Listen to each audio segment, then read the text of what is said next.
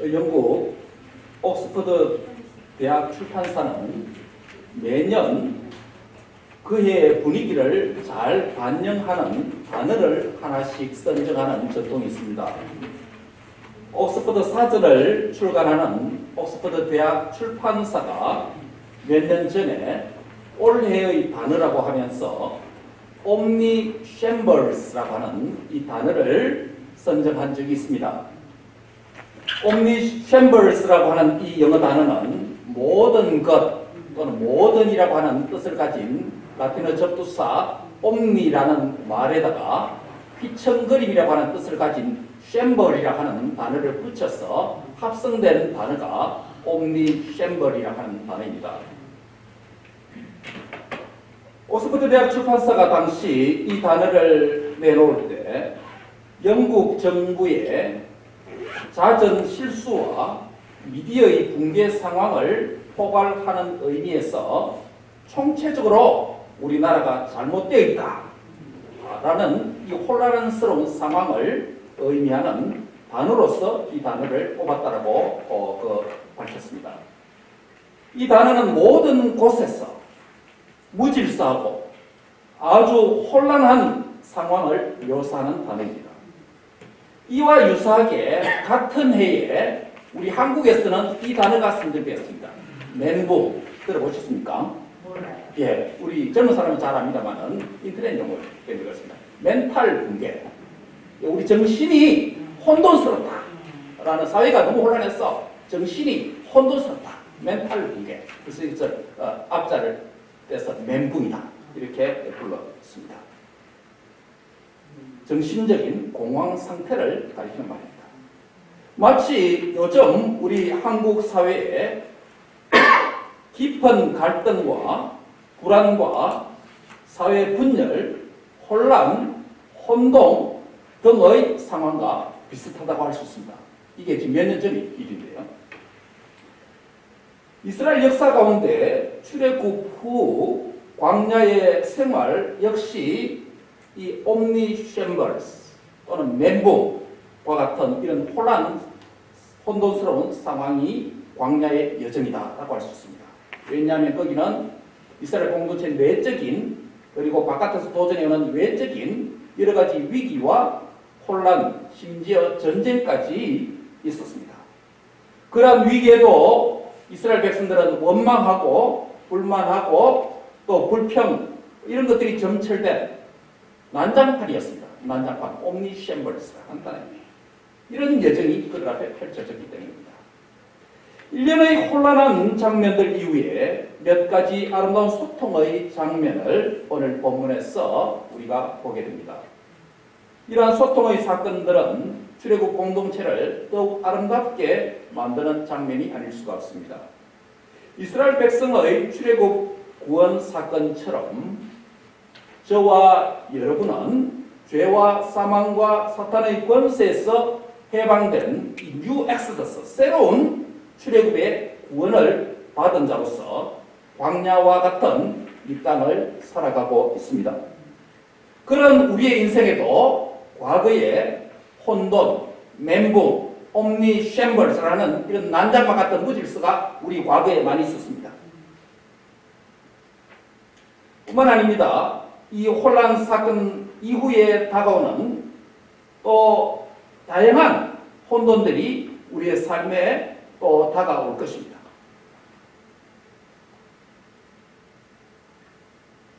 그래서 이 혼란의 사건들 이후에 다가오는 아름다운 소통의 장면이 오늘 본문에 기록되어져 있는데 우리는 이 본문을 중심으로 나는 통하는 그리스도인이 되어야 한다라는 요지로 말씀을 전가하려고 합니다. 한 같이 할까요? 나는 통하는 그리스도인이 되어야 한다.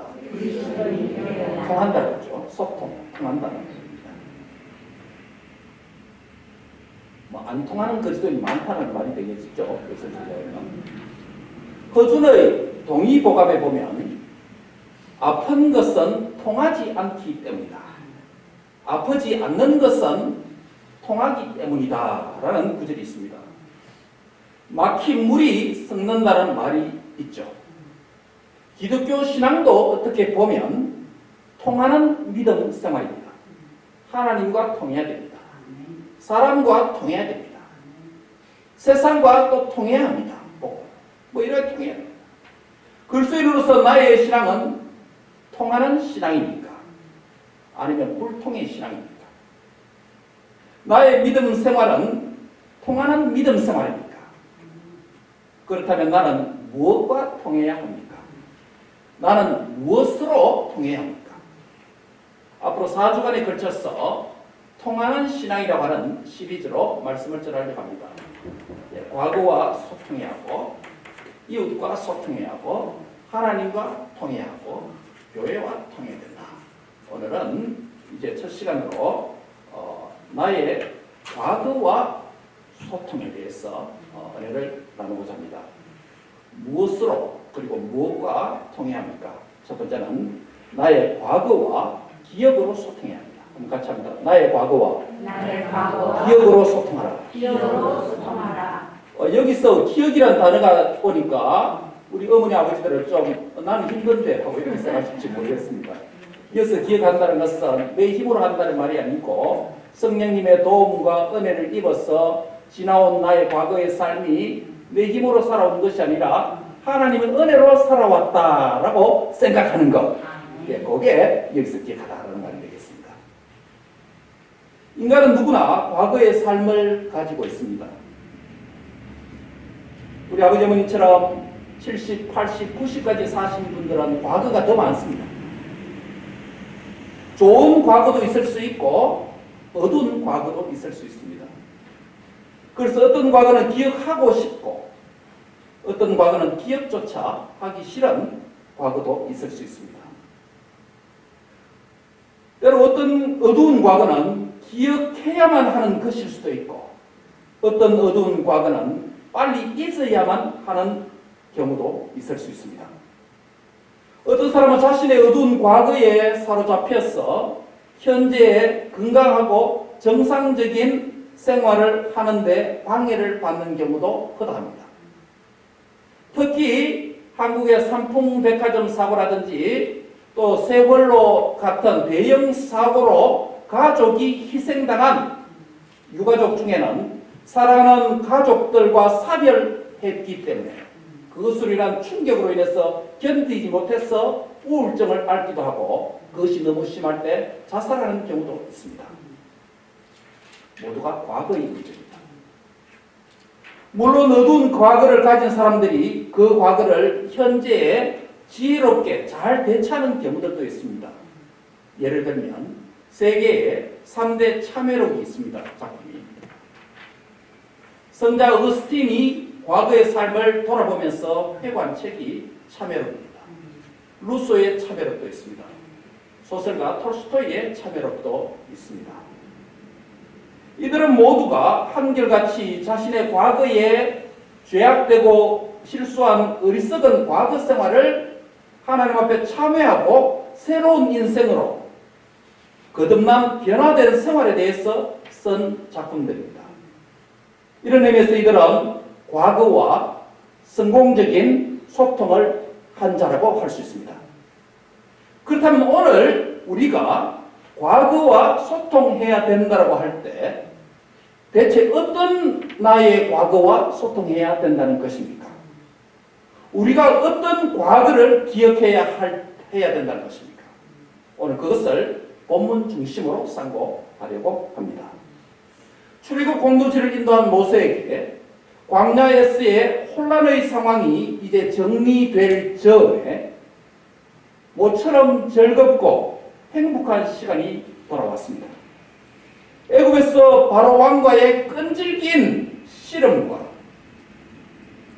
출애굽, 광야에서 백성들의 불평과 원망, 그리고 아말렉과의 공격인 이 전쟁 등은 모세에게 큰 스트레스가 되었을 것입니다. 이제 모든 것을 뒤로 한 채 모세에게 큰 위로의 시간이 찾아왔습니다. 무엇 때문일까요? 모세가 헤어졌던 그의 가족과 장인을 만나는 사건이 오늘 본문에 있기 때문입니다. Moses' reunion with his family. 가족들과 떨어진 가족과 만남의 시간입니다. 모세 장인의 이름은 성경에서 세 가지로 언급되는데 오늘 본문에서는 이드로라고 하는 이름으로 소개되고 있습니다. 본문 2절과 3절에 보면 우리는 한 정보를 얻게 됩니다. 모세의 장인 이드로가 모세가 애굽으로 출애굽하기 위해서 자기 백성을 구원하기 위해서 애굽으로 돌아가던 그 길에 아내와 두 아들을 장인에게 돌려보냈다라는 정보를 얻게 됩니다. 이 말은 모세가 애굽에 갈 때 그의 아내 시보라와 두 아들을 그의 장인에게 남겨놓고 갔거나 아니면 애굽에 함께 갔다가 조기에 일찍 되돌려 보낸 것으로 보여집니다. 제 생각은 전자가 맞습니다. 오늘 본문에서 과거와 소통한다는 것은 두 가지 의미를 가집니다. 첫째로 과거와 소통한다는 것은 무엇입니까? 하나는 나 그리스도인은 나그네로 이 땅을 산다는 점입니다. 한번 같이 할까요? 나는 나그네로 이 땅에 삽니다. 예. 과거와 소통한다고 할 때 하나는 내가 나그네로 이 땅에 살았다, 또 살고 있다라는 점을 기억하는 것입니다.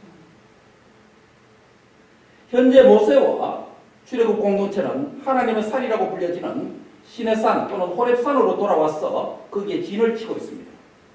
모세 장인 이드로는 지금 모세와 출애굽 공동체가 장막을 치고 있는 시내산으로 모세의 아내 시보라와 두 아들 게르솜과 엘리에셀을 데리고 모세를 방문하고 있습니다. 모세가 지난날 하나님을 만났던 그 시내산에서 현재 그의 가족을 대면하고 교제합니다. 오랜만에 가족들과 만남과 교제는 모세에게 큰 위로의 시간이 되었을 것입니다. 시내산에서 하나님을 만나서 소명받고 애굽으로 갔다가 이제 다시 이스라엘 공동체와 함께 시내산으로 되돌아와서 떨어졌던 가족을 만나니 얼마나 모세가 행복했겠습니까? 앞서 말씀드린 대로 모세에게는 두 아들이 있습니다. 장남의 이름은 게르솜이요, 차남은 엘리에셀입니다. 그런데 이 두 아들의 이름이 언급될 때 단순히 두 아들을 소개하는 방식으로 말하는 것이 아니라 오늘 보면은 모세가 지난 과거의 시절에 경험했던 그의 인생 일기, 1살 때부터 40세까지 애굽에 있었던 삶을 요약하는 방식으로 두 아들의 이름을 덜먹거리고 있다는 것이에요. 이 점에 주목할 필요가 있습니다. 본문 3절의 첫째 아들의 이름이 뭐라고요? 게르솜입니다. 그런데 이 아들이 어떤 상황에서 태어났습니까? 과거로 돌아갈 필요가 있습니다. 모세는 애굽을 도주하여서 그의 인생 제2기인 41세부터 80세까지 미디안에서 제사장 이드로의 7딸 가운데 하나인 시보라와 결혼하게 됩니다. 그래야 모세는 가정이 드디어 생겼습니다. 아내가 있습니다. 그리고 모세는 이드로의 양떼를 치는 일을 했으니 안정적인 직업이 있다고 할 수 있습니다. 거기에다가 애굽에서처럼 고생하는 동족들의 땀 흘리는 채찍을 맞는 그런 모습을 당장 눈에 보지 않으니 스트레스도 덜할 것입니다. 이런 상황에서 모세가 평온과 행복을 누리는 것이 정상적인 일이 아닐까요? 그런데 사실은 그렇지 않은 것 같습니다. 왜냐하면 모세와 시보라 부부 사이에 드디어 첫 아들이 태어났는데 그 이름을 모세는 게르솜이라고 정하고 있기 때문입니다. 무슨 뜻이죠? 내가 이방에서 나그네가 되었다라는 뜻입니다. 문자적으로 그대로 하면 게르솜은 객 또는 나그네라는 뜻인데 그것을 자기에게 적용한 것이에요. 내가 어디서? 이방에서 나그네가 되었다. 이것은 당시 모세의 인생과 내면의 상황을 잘 반영해주는 이름이었습니다. 미디안에서 모세와 시보라 사이에 태어난 첫아들이 자라면서 그 아들이 내뿜는 행복감으로 인하여서 아버지 모세가 느끼는 그 행복이 얼마나 컸겠습니까? 자녀를 키워보면 다 알잖아요. 아들이 자라면서 표현하는 재롱과 웃음소리에 모든 지난날의 과거와 현재의 필요를 잊을 만큼의 큰 기쁨이 모세에게 있지 않았겠습니까? 그럼에도 불구하고 모세에게 미디안은 여전히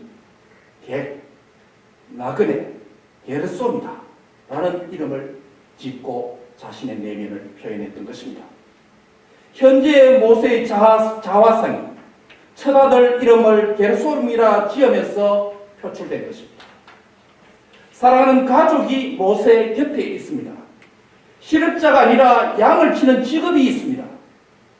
그럼에도 미디안에서 모세는 왜 낯선 객이며 나그네됨을 느낀 것일까요? 무엇이 그를 이토록 외롭고 고독하게 만들었을까요? 확신하건대 모세를 포함한 모든 인생은 자신의 내면에 하나님이 아니면 채울 수 없는 공간이 있기 때문입니다. 애굽의 부와 명예와 권력도 그 공간을 채울 수 없어서 모세는 왕궁을 벗어나 동족 노예들의 삶에 자주 기웃거렸습니다. 사랑하는 아내와 아들의 재롱과 웃음소리로 어우러진 미디안의 행복도 그 내면 안에 있는 공간을 채워줄 수가 없었던 것입니다. 그래서 모세는 나는 이방 땅에서 객이며 나그네가 되었다 라고 자신을 내면을 고백한 것입니다. 모세의 과거의 이 고독이 어떻게 해결되었습니까? 호렙산 가시떨기에서 타지 않는 불꽃 가운데 임재하신 여호와 하나님을 만났습니다.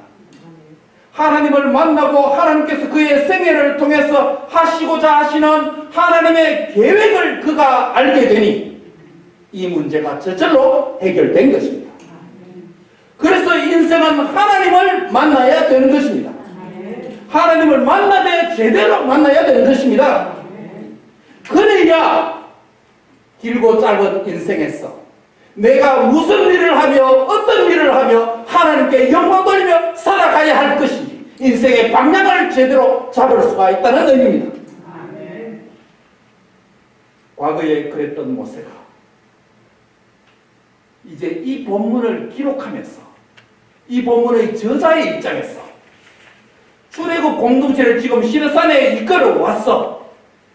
다시 장성한 가족을 다시 만나는 상황에서 내가 이방에서 나그네가 되었다, 객이 되었다라는 의미를 가진 게르솜이라고 하는 첫아들의 이름을 왜 지금 이 상황에 다시 그가 본문의 저자로서 언급할까요?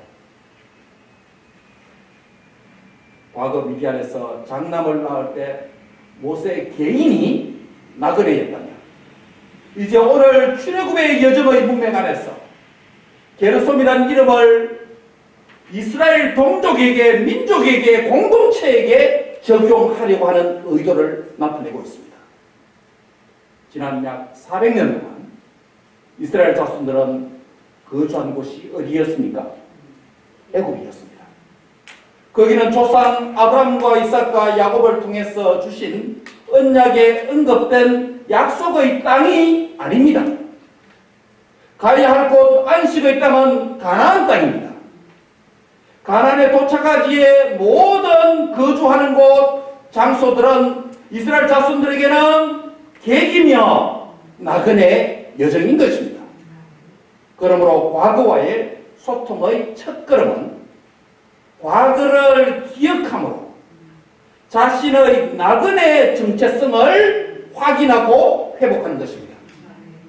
오늘 현대 문명의 물질 문명에 발달된 테크놀로지 기술 안에서 이 사회 안에서 살아갈 때 내가 나그네라고 하는 이 존재 정체성을 이 비잉을 알지 못하고 살아갈 수가 있습니다.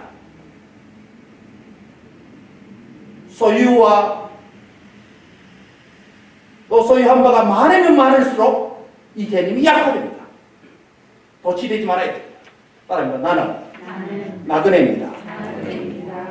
나그네 정체성을 회복합니다. 모세가 느꼈던 자신의 개인의 나그네 인생, 이제는 이스라엘 자손들이 겪었던 나그네 여정, 더 나아가서 그리스도인인 저와 여러분도 나그네라고 하는 사실을 오늘 말씀하는 것입니다. 그리스도인에게는 세 가지의 나그네됨의 개념이 있습니다. 첫 번째는 하나님을 만나기 전의 나의 상황이 하나님과 원수된 상황이었기 때문에 도무지 은혜와 교회와 복음과 하나님 나라와는 무관한 그런 계기였고 낯선 사람이었습니다. 과거 나그네 개념. 그러한 우리에게 기독교 신앙과 교회는 전혀 낯선 것입니다. 이들은 하나님의 나라와 거리가 먼 곳에 있는 자입니다. 이런 점에서 믿기 전에 주와 복음과 교회, 하나님 나라에 대하여 우리는 완전히 개기였고 이방인이었습니다. 이 나그네 정체성은 여러분이 예수님을 믿었다고 한다면 이 문제는 해결된 나그네입니다. 두 번째는 하나님을 만났더라도 주님을 믿더라도 내 인생의 목적과 방향을 나를 향하신 하나님의 계획과 뜻을 찾지 못했다면 나는 무지한 나그네입니다. 나는 무지한 나그네. 모세의 경우가 바로 그 경우입니다. 모세의 애굽 40년 생활이 그러했습니다. 미디안 40년 생활이 그러했습니다. 하나님을 알고 믿지만은 그가 제대로 만나지 못했고 제대로 할 일을 아직 발견하지 못했을 것입니다. 모세는 애굽에서 왕자였고 부와 명예와 권력을 누리는 자리에 있었음에도 불구하고 그 영광보다 도리어 노예 동족들과 함께 있기를 더 좋아하는 자주 의도된 외출을 나갔습니다. 미디안에서는 모세는 결혼을 해서 아내가 있고 첫 아들을 낳고 그 이름을 내가 이방에서 계기 되었다라고 하면서 게르솜이라고 했습니다. 그럼에도 그는 여전히 고독했습니다. 그래서 첫 아들을 낳고 그 이름을 계기 되었다라고 그렇게 표현한 것 아닙니까? 하나님을 제대로 만나지 못하면 인생이 늘 방황하며 고독하며 외로운 것입니다. 이 나그네 정체성은 현재 그리스도인인 저와 여러분이 해결해야 될 나그네 개념입니다. 아직 예수님을 믿지만 내가 남은 세월 주와 복음과 교회를 위해서 무엇을 하면서 살아가야 될지 인생의 방향을 아직 잡지 못했다면 현재 해결해야 될 이 나그네 개념을 잡는 은혜가 있기를 바랍니다. 마지막 세 번째 나그네 개념은 모든 그리스도인이 객과 나그네라고 하는 점입니다. 여러분은 하나님을 만났고 내 인생의 목적과 나를 향하신 하나님의 뜻과 계획을 찾았고 그것을 위해 남은 여생 주와 복음과 교회를 위하여 진력하는 삶을 살고 있습니까? 있어요? 네. 예, 감사합니다. 그렇더라도 우리는 이 땅이 우리의 영원한 영주처가 아니기에 성경은 신실한 그리스도의 삶조차도 나그네와 같다라고 말하고 있습니다. 그래서 중세시대의 수사들은 성도들을 일컬어서 라틴어로 비아토르라는 표현을 썼습니다. 비아토르는 여행자, 또 나그네, 세상을 지나가는 자라는 의미입니다. 이 나그네 정체성은 저와 여러분이 사는 날 동안 항상 기억해야 될 나그네 개념입니다. 따라합니다. 나는 세상을 지나가는 자입니다. 지나가는 비아토르. 지나가는 자. 우리 코의 호흡이 끝나면 누구나 하나님 앞에 섭니다. 영원한 영주처로 들어갑니다. 남은 여생 우리 자신이 나그네와 객행인이다 라고 하는 이 삶의 자세를 긴장을 놓지 않기를 바랍니다. 이 말은 인생을 대충 살자라는 말이 아닙니다. 하나님을 경외하며 최선을 다하여서 나의 사명에 집중하자라는 이야기입니다.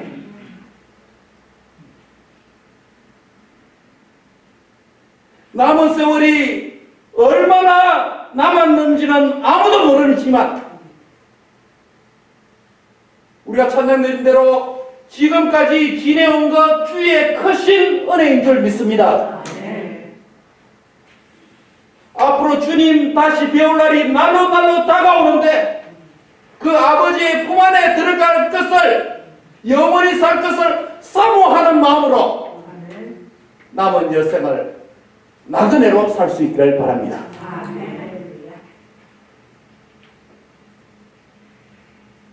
예수님 안에서 나그네 세월을 잘 보내는 은혜가 있기를 바랍니다. 두 번째로 마지막으로 과거와 소통한다는 의미는 무엇입니까? 나 그리스도인은 하나님의 도움으로 이 땅을 산다는 것입니다. 감사합니다. 나는 하나님의 도움으로 이 땅에 삽니다. 무엇으로 산다고요? 모세에게 그의 장남의 이름 게르솜은 모세의 과거 인생을 잘 반영해 주었고 그 과거에 대한 기억을 통해서 현재 자신의 정체성을 발견한 이름이 되었습니다. 나그네로 말합니다. 동시에 이스라엘 자손의 과거의 나그네 삶을 현재 인식하는 이름이 되었습니다. 이와 같이 이제 모세 차남의 이름인 엘리에셀도 마찬가지입니다. 본문 4절에 보시면 모세의 둘째 아들의 이름이 등장하는데 무엇이죠? 엘리에셀입니다. 이 직역을 정확하게 하면 무슨 말이냐면 도움의 나의 하나님, 이렇게 하면 좀 어색하죠. 나의 도움의 하나님, 뭐 이런 뜻입니다. 그 뜻은 하나님의 도우심이다 하는 뜻이에요. 엘리에셀이라고 하는 이름을 문자적으로 풀어보면 두 가지 의미를 담고 있습니다. 하나는 나의 하나님, 이게 엘리 있죠. 엘리, 엘은 하나님이고 이는 나의, 그 엘리는 나의 하나님. 에셀인데 에셀은 뭐냐면 도움. 아담이 홀로 독차는 것이 아름답지 못해서 하나님이 뭘 만들었습니까? 여자를 만들 때 돕는 배. 이때 돕는 자를 할 때 에셀. 엘리 나의 하나님. 에셀. 나의 하나님이 나의 배우자라 이런 뜻이에요. 나의 하나님이 나의 돕는 자라는 뜻이에요. 나 돕는 자라는 뜻이에요. 이 아들 둘째 아들이 이름이에요. 이름을 잘 지어야 돼요. 모세 개인에게 엘리에셀은 미디안에서 태어난 둘째 아들이었습니다. 화려했던 애굽의 궁전 생활과 부와 권력의 영광을 버리고 동족과 함께 고난받는 삶을 더 큰 영광으로 여긴 모세가 미디안으로 힐렬단신으로 바로 왕의 살해 위협을 피해서 도주했지 않습니까? 미디안에서 결혼하고 둘째 아들까지 낳고 그 이름을 지으면서 많은 생각에 모세가 사로잡혔을 것입니다. 애굽으로부터 미디안으로 안전하게 온 것도 하나님의 도움이었습니다. 미디안에서 시보라를 만나서 가정을 이루어 안정적인 삶을 살아온 것도 하나님의 도움이었습니다.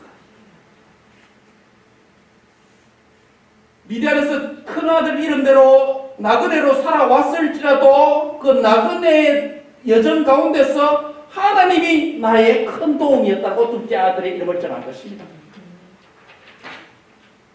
그런데 둘째 아들 엘리에셀을 나 이름을 짓기까지 하나님이 모세에게 도움이 주셨던 그 사실에서 오늘 본문은 멈추지 않습니다. 왜 이 아이를 낳았을 때 베이비 때 그 사건을 왜 지금 출애굽한 여정에서 다시금 언급할까요? 본문 4절에서 출애굽하여 시내산에 진을 치고 장인 이드로와 모세의 가족을 다시 대면한 자리에서 엘리에셀이라고 하는 이름과 그 의미가 다시 언급되고 있다는 사실에 주목해야 합니다. 여기서 어떤 방식으로 모세의 차남 엘리에셀이라고 하는 이름이 언급됩니까? 4절에 보시면 엘리에셀이라, 이는 내 아버지의 하나님, 나를 도우사, 누구의 칼에서? 바로의 칼에서 구원하셨다 합니다 라고 말합니다. 원래 뜻은 이렇게 길지 않아요. 엘리에셀은 아까 말씀드린 대로 나의 도움의 하나님, 이 뜻밖에 아닙니다. 그런데 구체적인 자기 상황이다 적용합니다.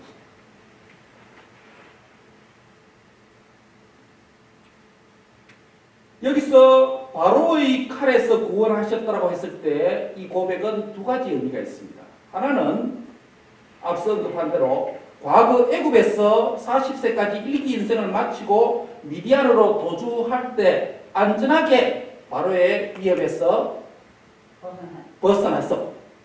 어떻게 알았습니까? 벗어났어. 도착했다. 그러면 또 다른 하나의 가능성은 이스라엘 자손들이 출애굽해서 또 다른 바로 왕의 추격을 피해서 홍해에서 바로 군대를 진멸하고 안전하게 광야 여정으로 들어왔다. 바로에게서 벗어나서 구원을 받았다. 이런 의미도 될 수가 있습니다.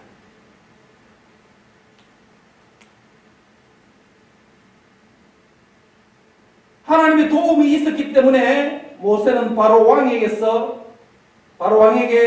과거에 담대히 나갈 수가 있었습니다.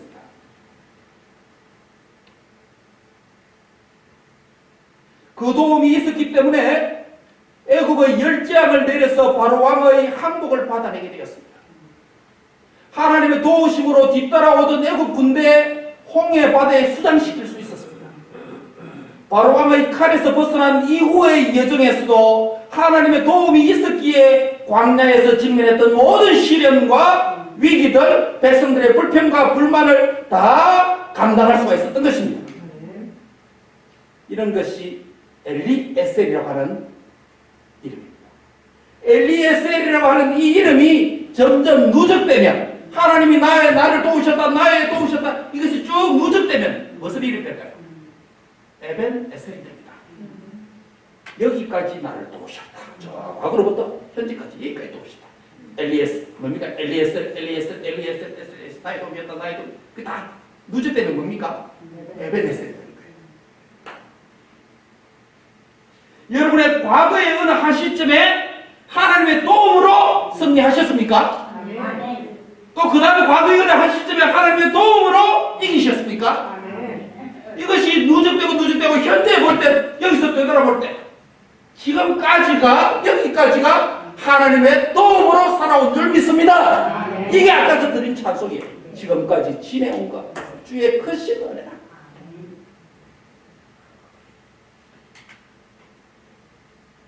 기억이 가물가물해지는 우리 어머니 아버지 있습니다.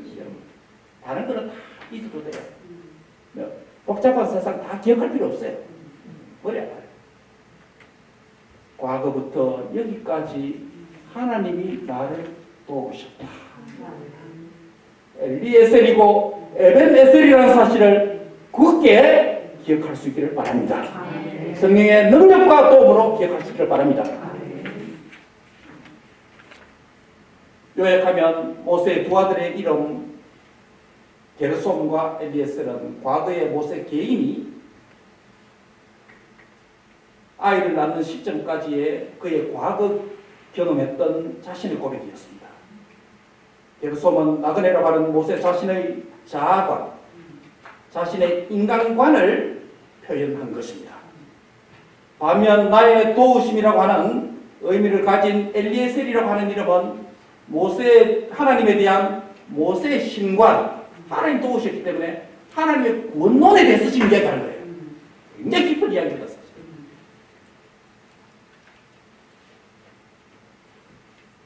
많은 사람들이 자신의 자아관, 자아상, 인간관이 잘못되어 있습니다. 많은 사람이 하나님에 대해서 잘 알지 못합니다. 신론과 구원론이 무지합니다. 감사하게도 저와 여러분은 예수 그리스도 안에서 아무 쓸데없는 하나님의 원수와 같은 과거의 나그네에서 예수님을 만나고 구원을 받고 하나님 위해서 어떻게 살아야 될지 하나님 뜻을 발견하고 저 천성을 향해서 의미 있는 나그네로 살아가는 건강한 자아관과 인간관을 가진 줄 믿습니다. 또한 그 하나님은 우리를 죄에서 건져주실 뿐만 아니라 죽을 때까지 우리를 인도하시는 하나님이신 줄 믿습니다. 그게 하나님의 신론이고 구원론입니다.